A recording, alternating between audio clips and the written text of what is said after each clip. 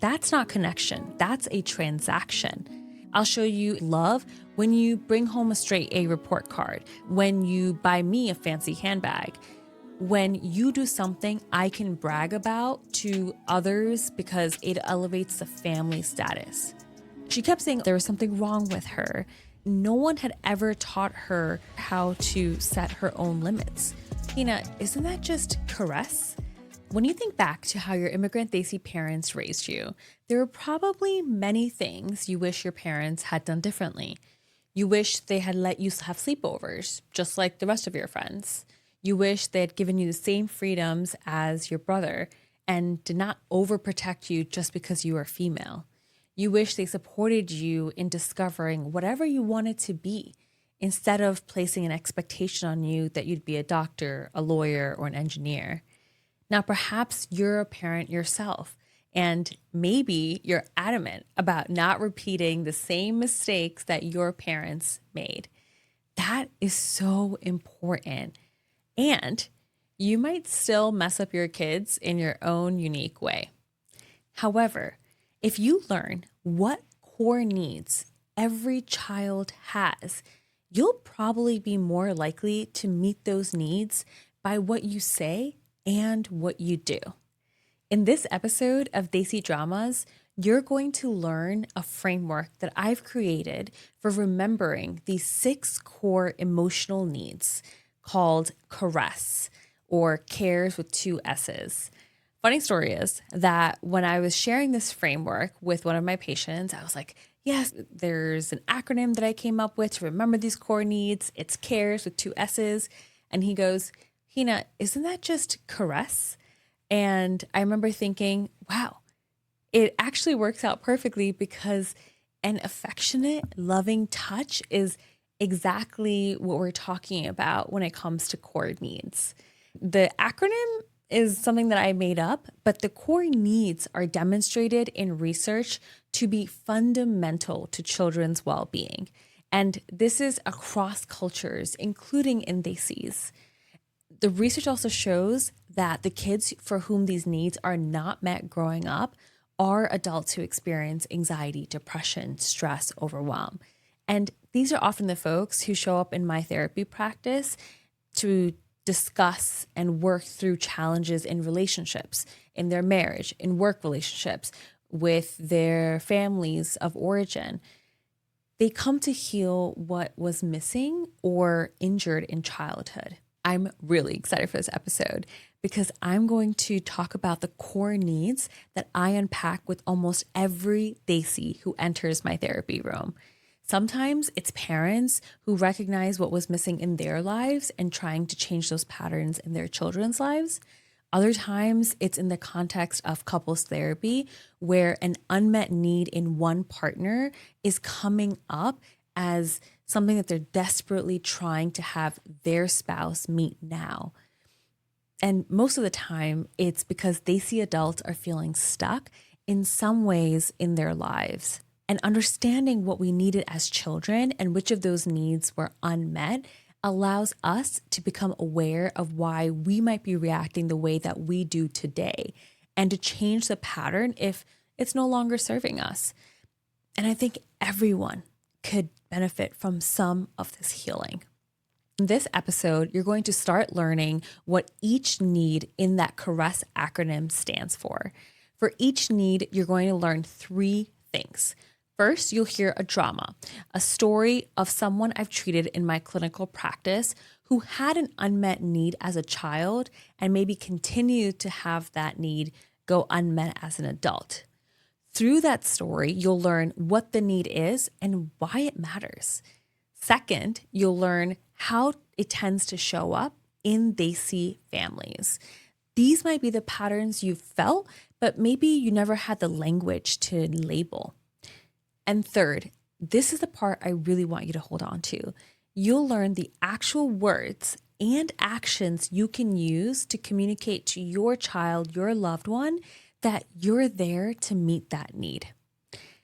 And I know when you're listening to this episode, you're going to think, I really need to save that. I need to jot that down, that phrase, that action, because I want to use it with my kiddos. And I'll just say, don't worry.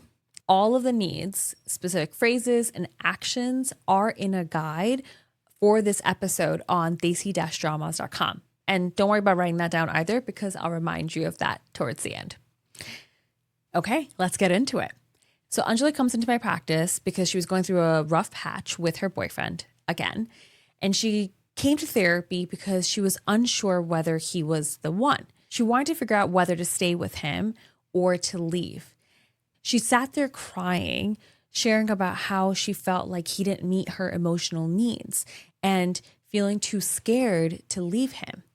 What if he's the best I'll ever get and then I just walk away from that? We unpacked her childhood. Anjali had a challenging relationship with her mom, who had an unpredictable mood. Anjali's mom would criticize her about all sorts of things. So Anjali developed a story, I'm not good enough. She lacked a secure attachment to one of the most important people in her life. That made her yearn for emotional connection with her partner and scared to leave him from the fear that she would then end up alone. Anjali was missing connection, the C in caress. What's the need? Kids need to feel a genuine connection to the people who love them. That can be parents, grandparents, a close sibling, later a partner. Everyone needs this. And the relationship has to feel two things at once. It has to feel stable and it has to be nurturing. There needs to be predictability in the relationship. I can expect that my parent will be there for me and that they will nurture me. The child needs to feel accepted, to feel in their bones that this connection will remain no matter what. No matter the grade, the mistake, the disappointment, that the child belongs and will be accepted, loved by their parent. And how it shows up in Desi families, this is where I think a lot of us get tripped up. Even with the best intentions. You might have heard or observed this pattern. A Desi parent is ecstatic when their child wins a spelling bee. The Desi parent is lighter, they seem warmer, they seem to approve more of their child. On other days, the parent might be just flat or even critical. This is what research calls conditional regard or conditional love.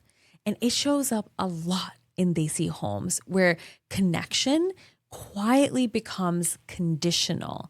The child learns that closeness with a parent depends on performance, on achievement, on how much that child will eventually serve the family. That's not connection. That's a transaction. That's the parent saying, I'll show you acceptance, nurturance, love when you bring home a straight A report card, when you buy a fancy car, when you buy me a fancy handbag. I'll show you love when you do something I can brag about to others because it elevates the family status. Why this matters in the long term is connection is where a child's lifelong sense of security in relationships gets built. Researchers have linked conditional regard, that conditional love, to more anxiety, lower self-esteem, perfectionism, resentment of parents, and this is the key one, lower attachment security, meaning that people feel unsettled in relationships.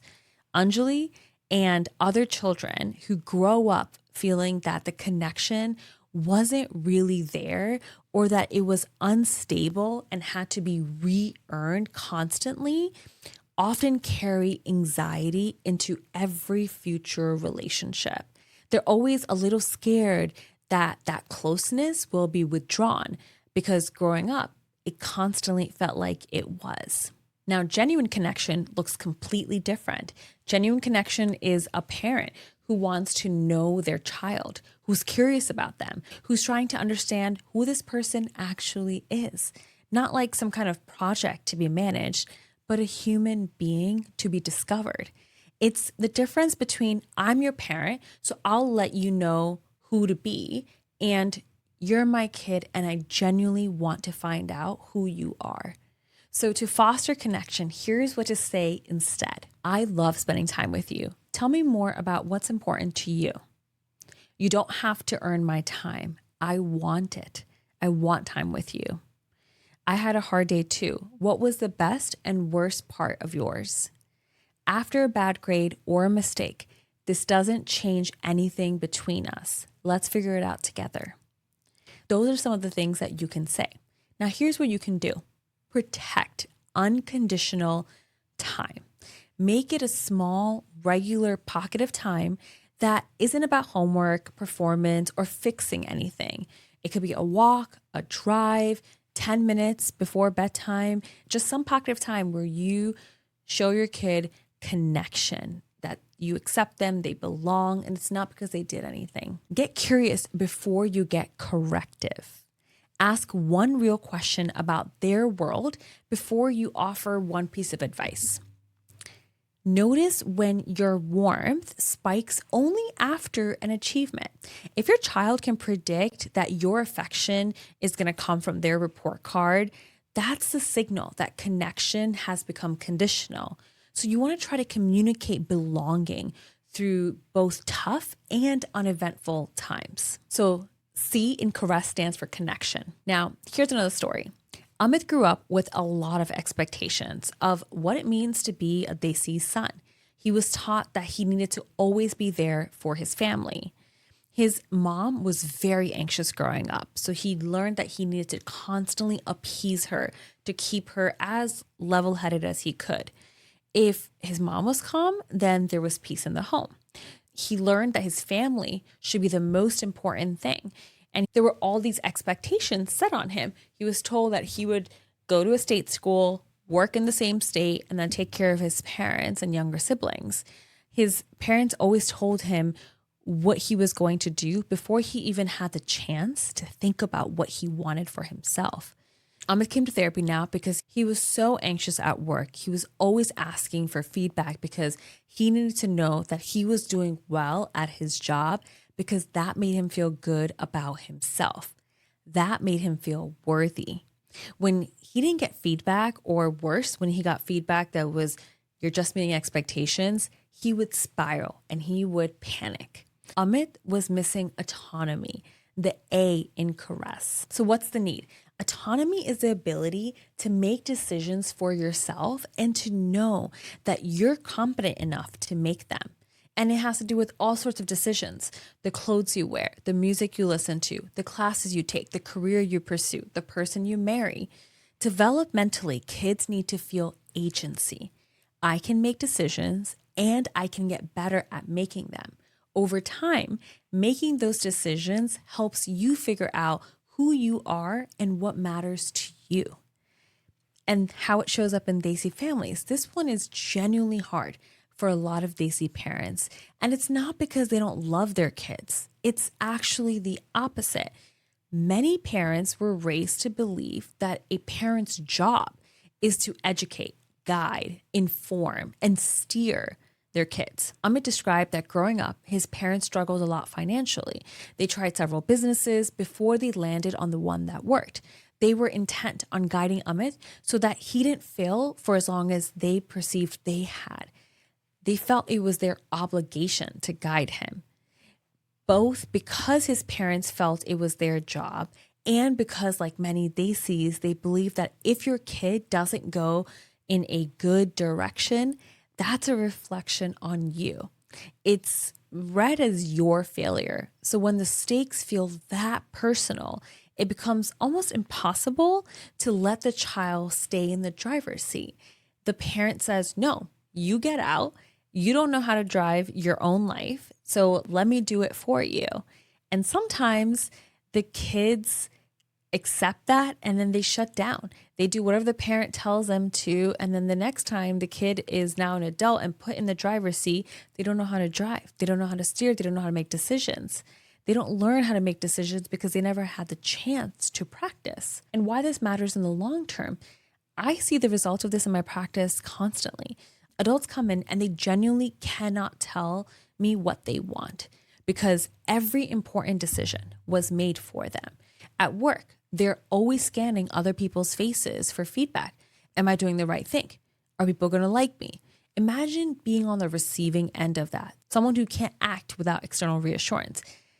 That creates a lot of instability, and it can quietly bite them in the career that they maybe worked so hard for. And this is one of the most consistent findings in the parenting research. The over-involved, let's make decisions for them parenting style is called helicopter parenting. And it predicts the exact picture I just described. Studies find that it undermines autonomy. It reduces the internal motivation that we have to do things, and it creates this reliance on external validation.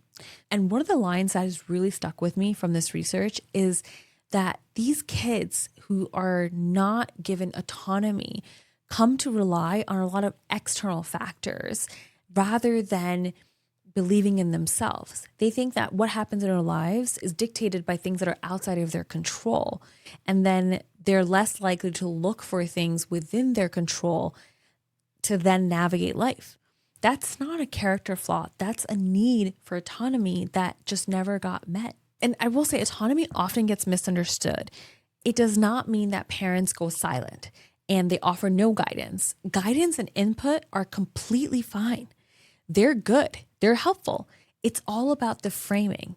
So an example of a helpful framing is, here's my thought, and I trust your judgment. That supports autonomy, and studies tie it to higher well-being, to stronger motivation, to more progress on goals. And I think the deeper thing that autonomy gives a child is this sense of, I know myself. I know how I make decisions. I know what kind of decisions are mine. It's this ability to develop a sense of self that's separate from the parents, still connected to them, still loving them, but with knowing one's own preferences. And yes, autonomy means mistakes will happen. Some decisions won't be the best ones, but those mistakes are exactly how people learn. Making a mistake and living through it teaches far more and far more durably than being told the right answer ahead of time. So what does healthy guidance sound like? Here's a thought I had. If you spent some time on a coding class now, you might get exposed to something and see whether you like it for the future. I just think it could be helpful, but you don't have to go along with that. You can decide what's best for you. I trust your judgment and I'll honor whatever decision you make. That last line is the whole game changer. You offer your input and then you hand the steering wheel back to the child. Here's some more things you can say. What do you think you should do? Before offering your own answer. Here's my take, but it's just one input. You get to have the final call on this. I trust you to handle this. And if it doesn't work out, we'll learn from this together. That's not the choice I'd make, but it's yours to make, and I respect that. Now here's what you can do. Let small decisions be fully theirs early. What outfits they wear, what snacks they eat, how to spend Saturday. So the muscle is strong before they have to make the big decisions. When you feel an urge to override, ask yourself, is this a safety issue or is this a preference issue? If it's safety, sure, weigh in. If it's a preference, let them lead.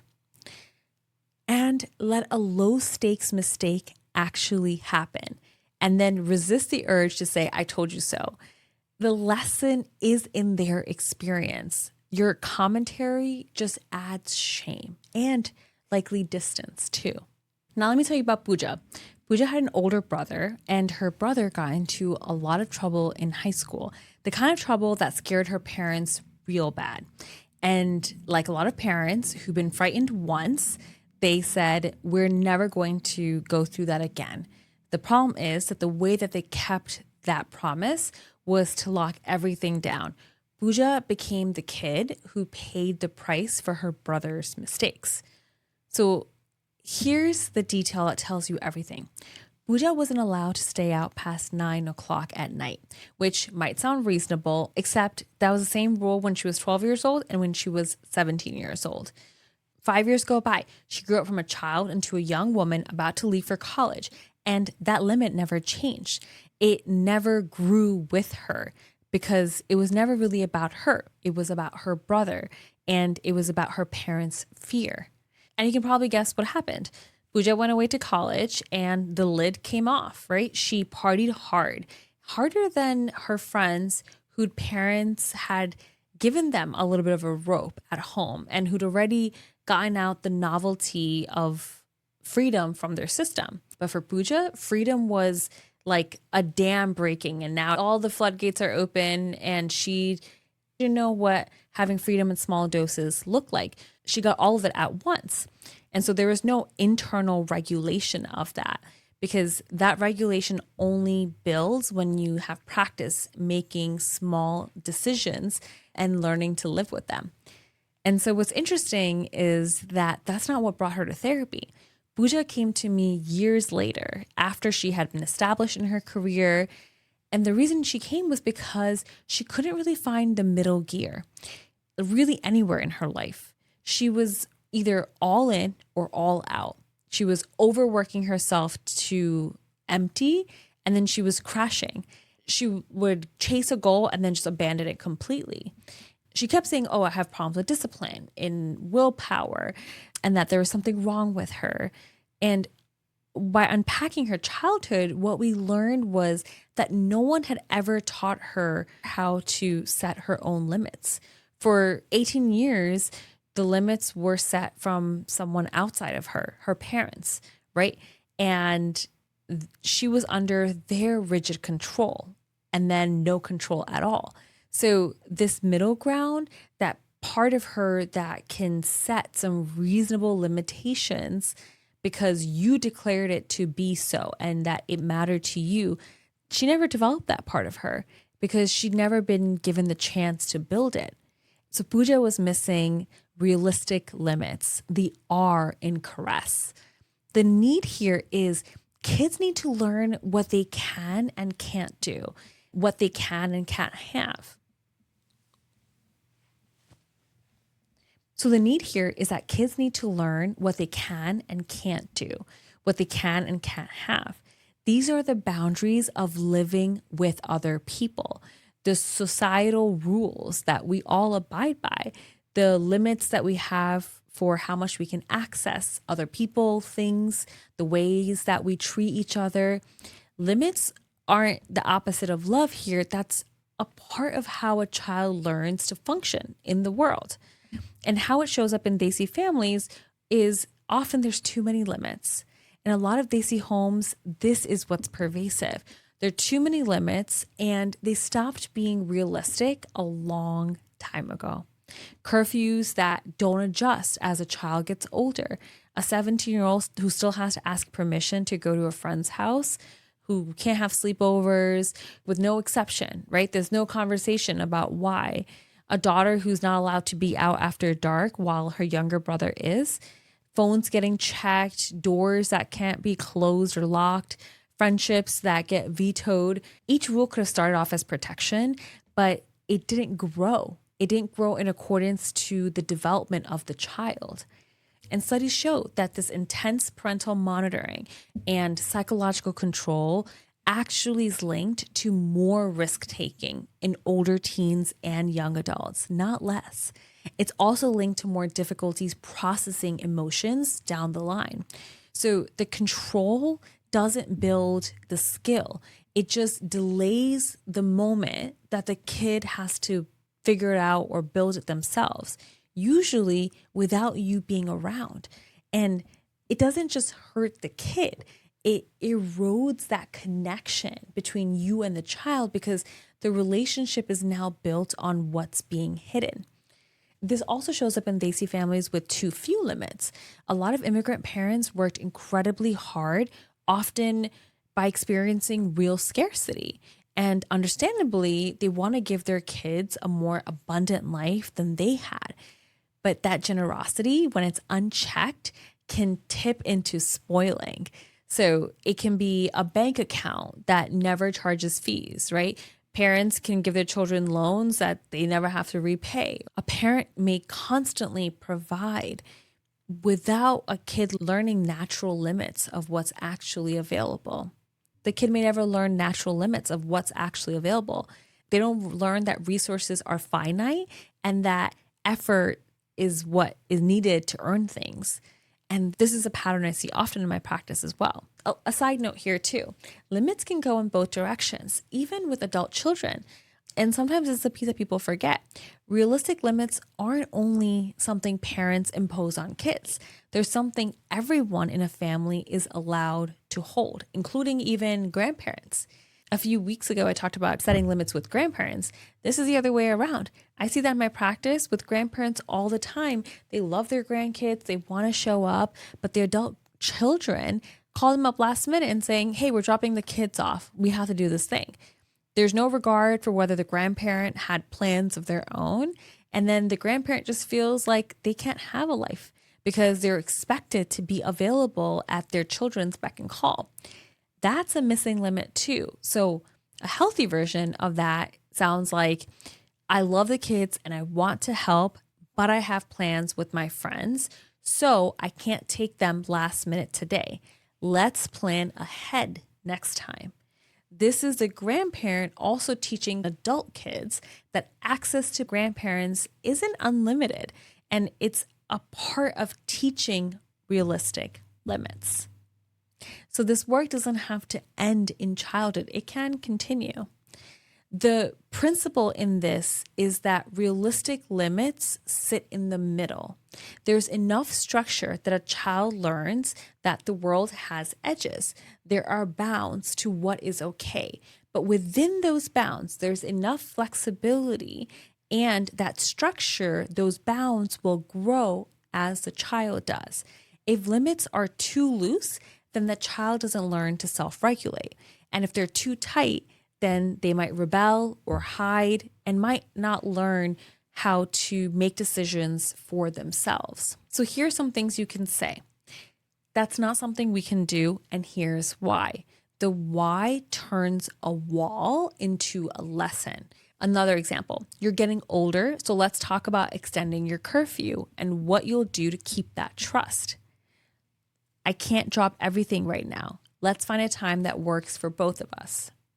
We can't buy that today. Let's think about how you could save up for it.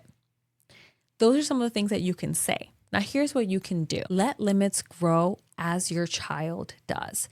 A 16-year-old's boundaries shouldn't be a 10-year-old's boundaries.